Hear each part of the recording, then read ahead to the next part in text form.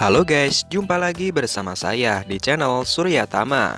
Kali ini saya akan membahas sebuah alur cerita film yang berjudul The Raylet.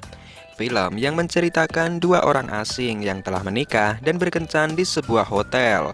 Tapi seorang pencuri mengganggu hubungan gelap mereka dan memeras mereka sebagai imbalan untuk tutup mulut. Lalu, bagaimana kisah lengkapnya? Tonton terus film ini sampai selesai. Dan bila kamu suka dengan channel ini, silahkan subscribe agar tidak ketinggalan film terbaru dari Surya Tama.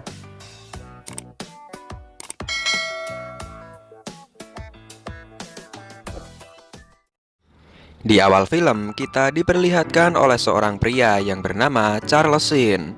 Diketahui, ia sudah berkeluarga dan memiliki seorang putri yang mengidap diabetes akut. Di pagi itu, seperti biasa, Charles bersiap untuk berangkat kerja dengan menaiki sebuah kereta. Namun, karena terburu-buru, ia sampai lupa tidak membawa tiket dan uangnya. Tiba-tiba, ada seorang wanita yang berkata, "Aku yang akan membayarinya." Karena merasa tak enak, akhirnya Charles pun datang dan menghampirinya untuk berterima kasih dan berjanji akan menggantinya besok. Keesokan harinya mereka pun bertemu lagi dan disinilah mereka saling mengenal. Diketahui wanita tersebut bernama Lucinda Harris. Ia sudah berkeluarga dan mempunyai satu orang putri. Sesampainya di kantor, Charles mencari nama kantor tempat Lucinda bekerja. Dan benar saja, ia menemukan nama Lucinda Harris di sana. Charles pun menelponnya dan mengajaknya makan siang bersama. Keesokan harinya, Charles pun mulai berbohong kepada istrinya dan berkata bahwa ia akan pulang lebih malam karena ada tambahan kerja di kantor. Begitu juga dengan Lucinda yang menelpon suaminya. Malam itu, mereka pun datang ke sebuah bar dan mereka berciuman di sana. Namun tiba-tiba datanglah seorang pria yang sedang mabuk dan menggoda Lucinda. Dan pria tersebut mengatakan bahwa Lucinda adalah seorang pelacur. Karena hal itu, Charles pun tak terima dan memukulnya. Akhirnya Charles pun menarik tangan Lucinda dan mengajaknya untuk keluar dari tempat itu. Sepertinya mereka sudah dimabuk asmara. Nafsu bercinta pun sudah tak terbendung lagi. Mereka pun menaiki taksi dan mencari sebuah hotel untuk bermalam dan bercocok tanam di sana. Akhirnya mereka menemukan sebuah hotel yang dirasa cocok untuk mereka. Charles pun datang dan memesan kamar di sana. Sesampainya di dalam kamar, mereka pun langsung bercocok tanam. Dan di saat asik-asiknya, tiba-tiba masuklah seorang perampok bertubuh besar dan menodongkan pistol ke kepala Lucinda. Karena mereka lupa tidak mengunci pintu. Make one sound and I'll blow your fucking heads apart. Charles pun langsung dipukul oleh perampok itu dan meminta dompet mereka berdua. Tak sampai di situ, rupanya perampok itu mulai melirik Lucinda. Charles melihat ada kesempatan langsung menyerang perampok itu. Namun dengan cepat perampok itu langsung mematahkan serangan Charles. Akibatnya, Charles pun terbentur meja dan terjatuh. Setengah sadar, Charles pun mencoba bangkit dan memukulnya. Namun, dengan cepat perampok itu memukulnya dengan gagang pistolnya. Akhirnya, Charles pun tak mampu untuk bangkit melawan. Dan perampok itu menarik kaki Lucinda dan memperkaosnya. Setelah sadar, Charles pun bangkit dan melihat Lucinda yang hanya duduk terdiam. Namun, apalah daya, nasi sudah menjadi bubur. Akhirnya, Charles meminta maaf kepada Lucinda karena ia merasa tak bisa menjaga Lucinda. Charles pun menawarkan Lucinda untuk mengantarkannya ke rumah sakit. Namun, Lucinda menolaknya karena ia takut jika suaminya mengetahuinya. Charles pun berniat menelpon polisi, namun Lucinda melarangnya karena ia takut jika kasus perselingkuhannya terbongkar. Lucinda akhirnya memutuskan untuk mengakhiri perselingkuhan ini dan melupakan semua yang telah terjadi. Keesokan harinya, Charles pun berangkat kerja dengan wajah yang babak belur. Akhirnya, bosnya pun menanyakan keadaannya dan apa yang telah terjadi. Charles pun hanya mengaku bahwa dirinya tadi malam ditodong dan dipukul orang, dan dirinya sudah melapor ke polisi. Melihat keadaan Charles, bosnya pun menyuruh untuk pulang dan beristirahat di rumah. Sesampainya di rumah, Charles pun memberikan alasan yang sama kepada istrinya. Tak lama kemudian, teleponnya pun berdering dan ternyata yang menelponnya adalah perampok itu. Di saat bersamaan, istrinya pun juga mengangkat telepon dan mendengar obrolan mereka. Karena telepon di rumah mereka saling terhubung. Charles menyuruh istrinya untuk menutupnya dan berkata itu hanya urusan kerjaan. Dengan begitu, si perampok jadi tahu bahwa Charles tak menceritakan kejadian itu kepada istrinya. Dan perampok itu mulai memerasnya dan menyuruhnya untuk memberikan uang tutup mulut sebesar $20.000. Dan Charles pun mengiyakannya. Namun keesokan harinya sebelum ia memberikan uang itu ke si pencuri, Charles pergi ke kantor Lucinda dan menemuinya untuk menyampaikan hal tersebut. Di situ Charles mengajak Lucinda untuk melapor ke polisi, tapi Lucinda menolaknya karena jika melapor ke polisi maka suaminya akan mengetahuinya dan anaknya akan dibawa suaminya. Lalu Lucinda memberikan uang kepada Charles dengan harapan bisa meringankan beban Charles. Tentu saja Charles menolaknya dan di akhir perjumpaan Lucinda mengatakan sebaiknya kita tak usah berhubungan lagi.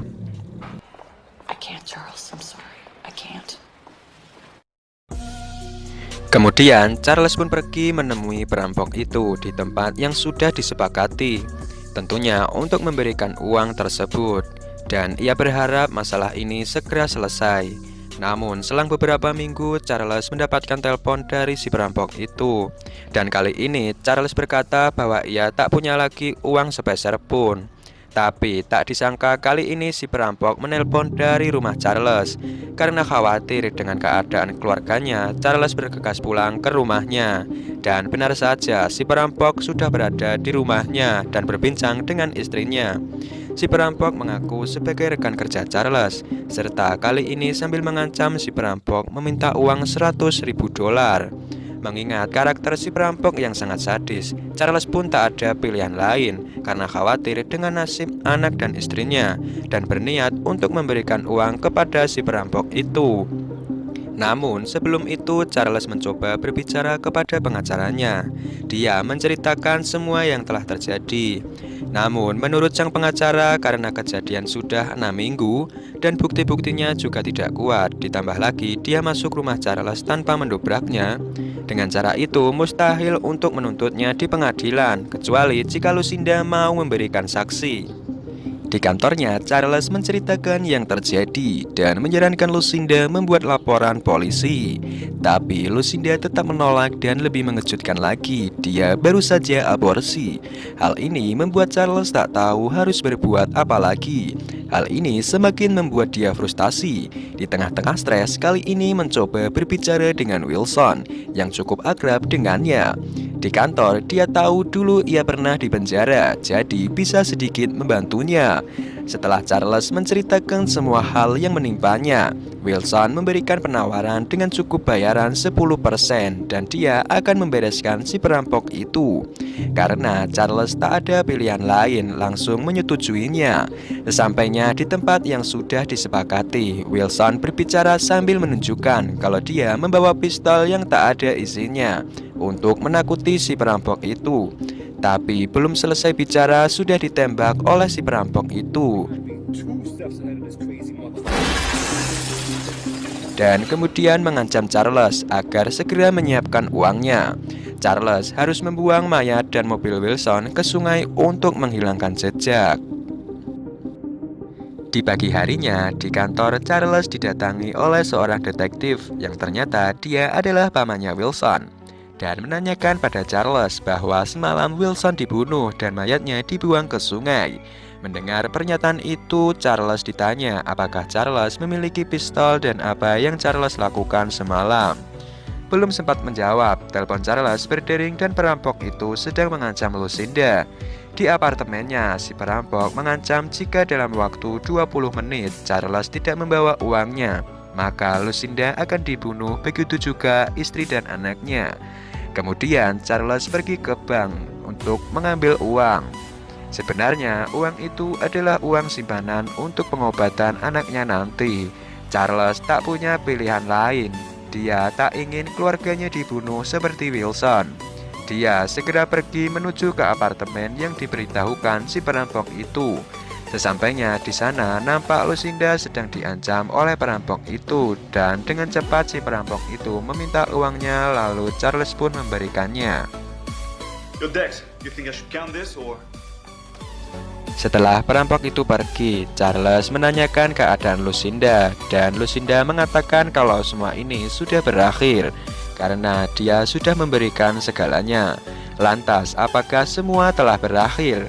Masalah Charles memang sudah berakhir, tapi twist pada film ini baru saja akan dimulai. Meskipun yakin kalian pasti sudah bisa menebaknya, tapi mari kita lihat balas dendam dari Charles. Kemudian, scene berpindah yang memperlihatkan Charles mencoba menemui Lucinda dari kantornya. Yang mengejutkan lagi, ternyata Lucinda Harris adalah orang lain, dan wanita yang mengaku selama ini hanya karyawan kontrak. Kemudian Charles pun pergi ke apartemennya. Sesampainya di sana, ternyata apartemen itu disewakan bulanan. Dan lebih kagetnya lagi, ternyata di brosur apartemen itu ada foto anak kecil yang Lucinda pernah bilang bahwa itu anaknya. Ternyata foto itu adalah foto di brosur itu. Charles pun pergi ke stasiun kereta untuk mencari Lucinda, dan benar saja ia melihat Lucinda di sana. Charles pun kemudian ingin menghampirinya, namun Lucinda bertemu dengan seorang pria yang ternyata adalah perampok itu. Charles pun sadar selama ini ia hanya ditipu oleh kedua pasangan itu. Tak terima dengan hal itu, Charles pun mulai mengatur rencana dan dia pun kembali ke hotel di saat dulu ia dirampok. Charles pun memesan kamar di sebelah kamar di tempat yang dulunya ia dirampok.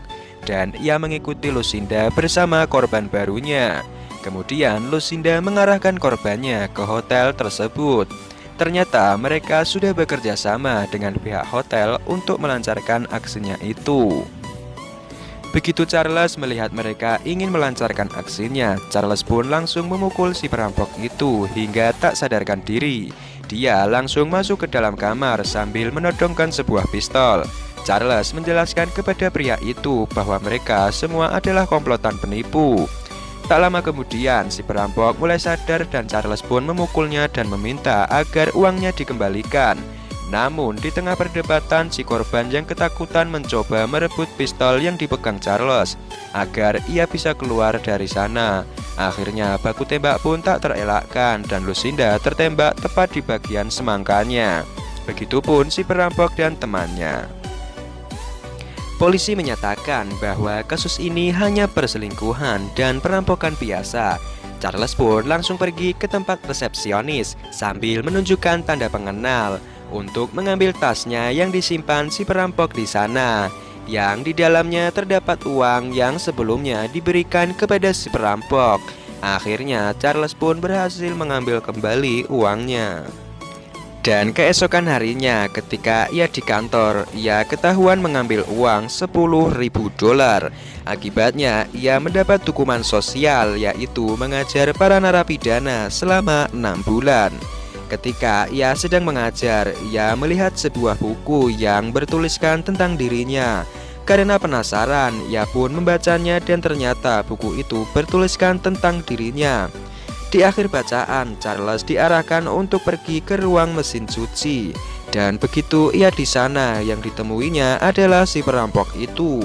Ternyata si perampok itu belum mati dan mengetahui bahwa nantinya Charles yang akan ditempatkan untuk mengajar di penjara itu. Si perampok itu ingin membalaskan dendamnya. Namun siapa sangka Charles sudah mengatur rencana tersebut agar ia bisa ditempatkan di penjara ini. Dan langsung saja Charles pun menusuk si perampok itu hingga tewas. Kemudian Charles pun melapor kepada polisi bahwa dirinya telah diserang dan itu merupakan pembelaan diri. Dan film pun selesai. Terima kasih yang sudah menonton. Dan bila kamu suka dengan channel ini, silahkan subscribe dan jangan lupa untuk memberikan saran dan masukan di kolom komentar. Terima kasih dan sampai jumpa.